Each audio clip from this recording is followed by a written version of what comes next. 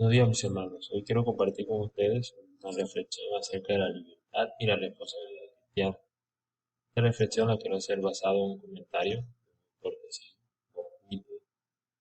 acerca del libro de Romanos. Ha hecho varios comentarios sobre varios libros de la Biblia y se basa en el capítulo 14 y capítulo 15, los primeros 13 versículos del capítulo 15 del libro de Romanos. Quiero comenzar con una frase de Martín Lutero.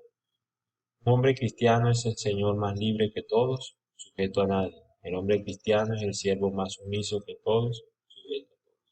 Una paradoja que encontramos siempre al leer la Escritura, porque Dios nos demanda unas cosas que para Él son importantes, son parte de la libertad y la responsabilidad cristiana, pero nuestra carne y nuestra alma se opone a ello y muchas veces no quiere hacerlo. Así siempre nos encontramos en paradojas como esta que plantea Martín. En el libro de Romanos capítulo 14 y capítulo 15 es una unidad literaria. Si uno lee todo el capítulo 14, entrando al capítulo 15 hasta el versículo 13 más o menos, va a encontrar que habla de un solo tema o Pablo está haciendo referencia a un solo tema, y eso de la libertad y la responsabilidad de cada creyente frente a él mismo, frente a los hermanos y frente incluso a los impíos. Habla de muchas responsabilidades y muchas libertades también que tenemos frente a ese grupo de personas. El contexto próximo de este pasaje hay que entender que Romanos, la iglesia de Romanos o en Roma, era una iglesia mixta, es decir, una iglesia compuesta de creyentes que venían de descendencia o etnia o cultura judía, venían también, habían creyentes de descendencia o cultura romana e incluso griegos. Entonces, era una mezcla de varios creyentes con varios arraigos que incluso penetraron en la iglesia, penetraron en los cultos, penetraron en toda la actividad de ellos como cristianos. Y eso fue un problema porque los judíos querían hacer cosas de su cultura judía y no la veían mal. Los romanos también dentro de la iglesia querían hacer cosas propias de la cultura romana y no lo veían mal. Entonces era un problema porque se juzgaban entre ellos esas actuaciones. Entonces Pablo tuvo que intervenir un poco y decir, miren, no es que lo cultural va primordial sobre la escritura, sobre Cristo, sobre lo que ustedes han decidido creer, sobre lo que se le ha predicado. Entonces, era un llamado que Pablo le estaba haciendo a ese grupo de creyentes. Nada lejano a lo que hoy en día se vive en nuestras iglesias, en la iglesia mundial. A veces algunos creyentes quieren penetrar arraigos culturales y mezclarlo dentro de la doctrina cristiana. Es un pasaje que nos deja claro que el legalismo y el libertinaje son dos extremos muy peligrosos dentro de la iglesia. Una iglesia no puede volverse legalista, puede volver la Biblia como mandato absoluto que rige a cada creyente, en el sentido de que hay contextos bíblicos que no están dirigidos hacia la iglesia, y eso lo conocemos, y también no se puede tomar eso como una forma de libertinaje. Se puede decir, esto no está dirigido a la iglesia, pues no me incumbe, no tengo por qué cumplirlo ante Dios, no tengo por qué tener esa responsabilidad, entonces me vuelvo un libertino. Puedo hacer lo que yo quiera porque la gracia de Dios me salva, porque la gracia de Dios me excusa de todo pecado y ya Cristo pagó mi precio, entonces puedo hacer lo que yo quiera. Entonces los dos extremos son muy peligrosos dentro de la iglesia. El legalismo absoluto, el libertinaje absoluto. ¿Cuál es el punto dentro de la iglesia? Cristo. Ese es el punto central de la vida de un creyente.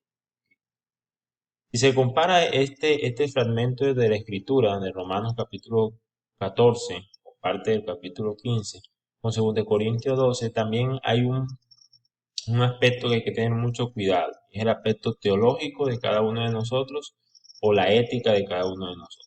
Un problema actual también dentro de la iglesia actual es que la teología de cada uno de nosotros, lo que uno cree entender de la Biblia a veces, y la ética de cada uno de nosotros que se ve bien, que se siente que es correcta, sentido humano de justicia, siente que es así, lo queremos aplicar a la iglesia y lo queremos aplicar a los hermanos.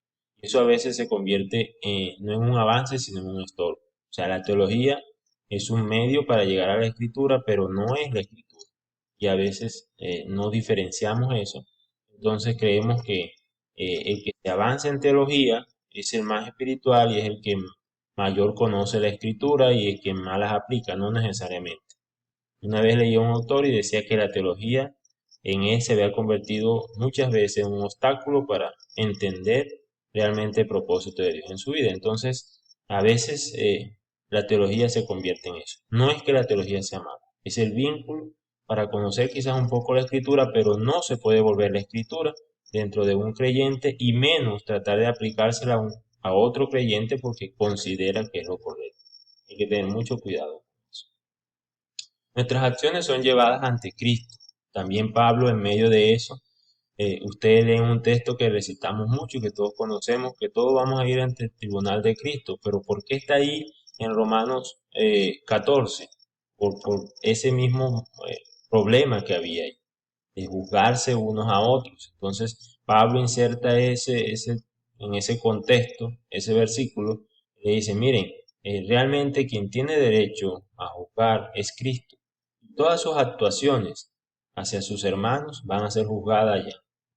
Entonces, usted hacia su hermano debe actuar con la responsabilidad y con la libertad con que actuó Cristo y usted analice el andar de Cristo y el andar que uno también le ha descrito de Cristo. Los apóstoles, los evangelistas le describían acerca de la conducta de Cristo. Entonces, ustedes deben andar como Él anduvo, deben ser luz como Él fue luz. Pero esas actuaciones irresponsables que ustedes están haciendo frente a los hermanos, ese pleito, esa disputa acerca de lo cultural y no acerca de lo bíblico, va a ser llevado ante el tribunal de Cristo y tendrán que responder acerca de eso. Sin embargo, no quiere decir que en la iglesia todos tienen que ser iguales, todos tienen que seguir un mismo parámetro en cuanto a ciertos libertad y responsabilidades cristianas. No es así. También Dios nos habla en la Escritura y sobre todo en el libro de Romanos que en la iglesia es pluralista. En la iglesia hay muchos tipos de personas con muchos tipos de responsabilidades, con mucha madurez en algunas libertades cristianas. Entonces, incluso en los capítulos anteriores, capítulo 13 y capítulo 12, sobre todo en el capítulo 12, se habla de que la iglesia es un cuerpo con muchos miembros y cada miembro tiene una función. Entonces, no es que todos los creyentes en la iglesia tienen que ser fuertes, todos los creyentes son débiles. No, no, todos los que no siguen una conducta que yo quiero es un débil. Y todo el que madura en lo que yo quiero es un fuerte. No necesariamente, todos, incluyéndome a mí, incluyéndolo a usted, tenemos áreas fuertes y áreas débiles. Y así serás por siempre la iglesia hasta que ocurra el rapto y Cristo estaremos con Cristo. Pero hasta ese momento que nos reunamos con Él, siempre, siempre, en toda la iglesia mundial, en toda la iglesia de Dios, hay creyentes que tienen áreas débiles y áreas fuertes. Y eso es lo que hace que la iglesia sea pluralista, eso que hace que la iglesia, cada uno tenga su propio don o dones y actúe conforme a esa energía que Dios le da. Y eso es lo que hace la iglesia un aspecto muy interesante de la vida cristiana. Eso es eso es como el cemento que nos ayuda a pegarnos entre nosotros. Oye, en lo que tú eres fuerte, pues yo no soy tan fuerte. En lo que tú eres débil, pues yo soy un poquito más fuerte y yo busco el hermano que tiene esa fortaleza o ese hermano aporta en el grupo con esa fortaleza.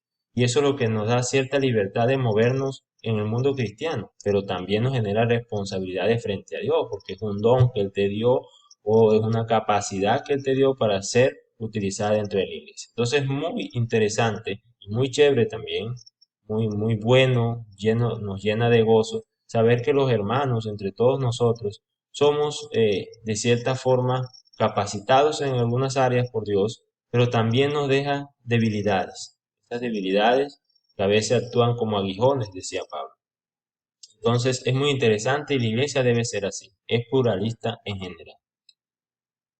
Basado en el contexto que estamos hablando de Romanos capítulo 14 y entrado al capítulo 15, ¿qué podemos sacar de todo ese contexto bíblico? Pues el primero es, creo que todos conocen el texto, Romanos capítulo 14, 1, por donde empezamos, y dice, recibid al débil en la fe. Entonces, la recepción es fundamental. O sea, ¿qué nos invita Pablo en todo ese pasaje? Nos invita, miren, como hermanos, ¿cuál es su libertad y su responsabilidad frente a su hermano? Hombre, acéptelo, recíbalo. Eso es algo que Dios no le está pidiendo que sí o que no, no, debe hacerlo. Otra cosa que pide Dios en ese contexto es que no juzgue a su hermano, no juzgue por las cosas que él siente libertad y responsabilidad frente a Cristo. No lo juzgue, no ponga en duda eso porque usted no sabe si esa es su parte fuerte. Esa es su parte fuerte y no la parte débil que usted tiene.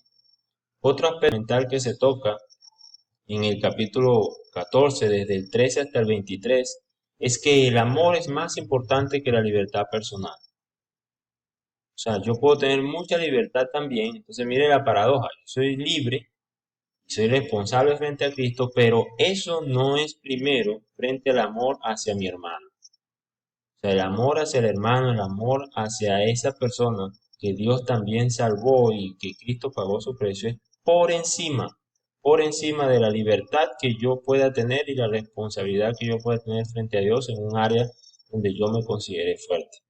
Está por encima. ¿Por qué? Porque Él lo iguala a lo mismo de Cristo. El Cristo pagó el precio por nosotros, murió por nosotros, a pesar de nosotros ser pecadores y ser dignos de la condenación y el juicio de Dios. Entonces hay que actuar con ese mismo favor, con ese mismo amor que Dios decidió por nosotros. Entonces el amor está por encima hacia su hermano, está por encima de la libertad que usted tenga sobre algún área frente a Dios. Y sigue el ejemplo de Cristo. Nos invita a seguir el ejemplo de Cristo, dejando nuestros propios derechos para edificación y bienestar del creyente, de los demás, de nuestros hermanos. Sí, algunos exigimos que tenemos derecho a esto, derecho a aquello, porque la Biblia nos dice que tenemos ese derecho, sí. Pero a veces hay que renunciar a esos derechos. Hay que renunciar es más por motivo al hermano, por motivo del crecimiento del área débil de ese hermano. Entonces, es necesario. A veces personalmente se opone la carne, se opone el alma, comienzan a hacer oposición porque no, oye, tú tienes derecho porque vas a ceder frente a él. No, no, no dice así, no establece en la escritura, Dios siempre nos insta a que cedas un poco de tus derechos para el crecimiento y el desarrollo del amor en el otro. Entonces Cristo lo hizo muchas veces. Si ustedes, y creo que sí, lo han hecho, han leído el Evangelio, los Evangelios.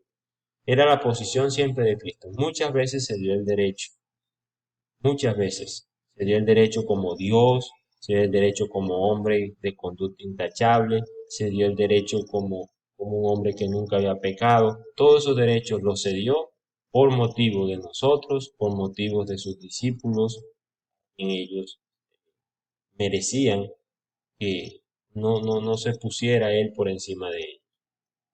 Entonces, muchas veces lo hizo. Incluso creo que recordamos las anécdotas de Pedro, cuando Pedro no quería recibir el negar a Cristo sus derechos como Dios, como Cristo, y cedérselos a Pedro y cedérselos a sus discípulos. Por último, quiero terminar, mis hermanos, con el primer versículo y el último versículo del contexto bíblico que les vengo hablando. El primer versículo de Romanos 14:1 dice, recibid al débil en la fe, pero no para contender sobre opiniones. Y el último versículo dice, y el Dios de esperanza os llene de todo gozo y paz en el creer, para que abundéis en la esperanza por el poder del Espíritu Santo. Esto quería compartir con ustedes como motivo de la iglesia Génesis, para que el Dios de esperanza nos llene de gozo, nos llene de paz, nos llene de disfrutar nuestras relaciones interpersonales y podamos seguir creciendo en la libertad y la responsabilidad frente a Él, frente a su Hijo Cristo, frente al Espíritu Santo, para seguir siendo una iglesia gloriosa, sin manchas, sin arrugas, quizás con